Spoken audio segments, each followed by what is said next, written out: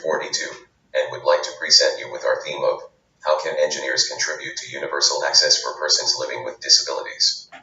The video will show problems that were found and their proposed solutions and how engineering can be used to form part of a global solution.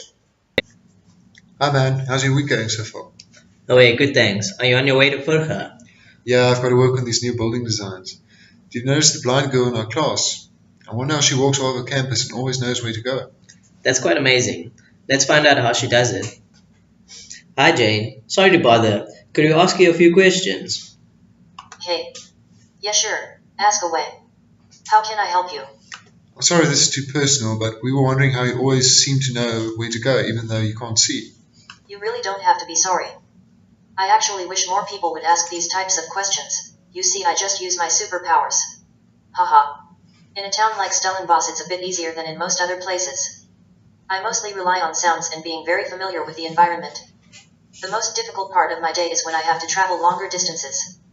Transport systems don't really cater for people with disabilities, and navigating buildings is very difficult without someone going with me. How can you navigate around our building but not others like the mall? Do you go there often? Our building is easier, but not really easy. To get to the mall I have to use a taxi or Uber, and I don't know which car is there to pick me up, unless the driver comes and get me personally. When I'm in the mall, I don't always know which escalator is going up or down, and when to step off. When using most lifts, I don't know if it's going up or down or on which floor it's on, so I mostly rely on asking people, but then again people seem to avoid me because of my disability. Wow, I never thought of that. You probably spend a lot of money on Uber then. It's not the cheapest thing out there. So what makes our building easier? Our lift has that annoying voice that tells you every time it stops on a floor and if it's going up or down. Also, things don't get moved around a lot. But isn't every lift like that? Oh no, not even all the lifts in our building is like that, but it's such a simple solution to implement. We'll definitely have to start thinking about problems when you start designing.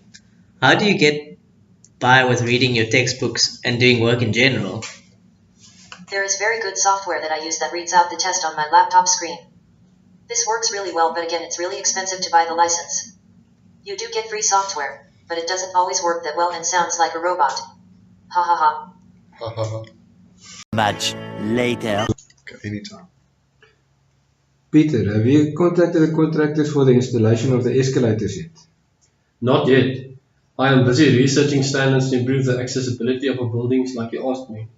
Have you made any progress? No, I can't seem to find any regulations, but I do have a proposal.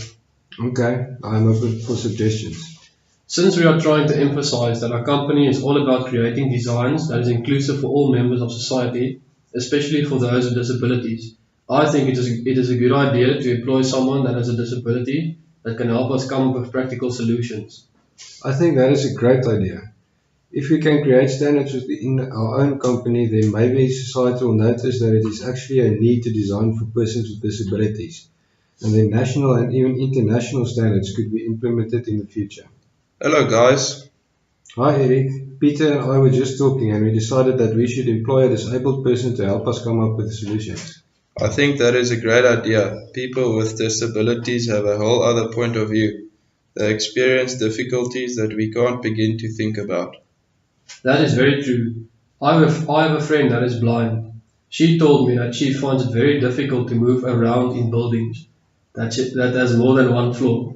She said that it's difficult to move from one floor to another since there are only a few escalators or lifts that have indications for blind people to let them know if they are going up or going down. Okay, all we must do now is find a disabled person that wants to join our team. That is a good idea. I think we should start immediately. Much later. Celebrating 10 years of service, Access Consulting has reached many milestones in providing universal access for the disabled community. The highlights of our achievements include the development of new software, auditory devices for public infrastructure, the development of cheaper assistive equipment for the disabled, and the drafting of standardized construction guidelines, which is about to become a global standard. Our company will continue to provide cost-effective solutions to increase the number of disabled people into the workforce, especially those from low-income households. Yeah.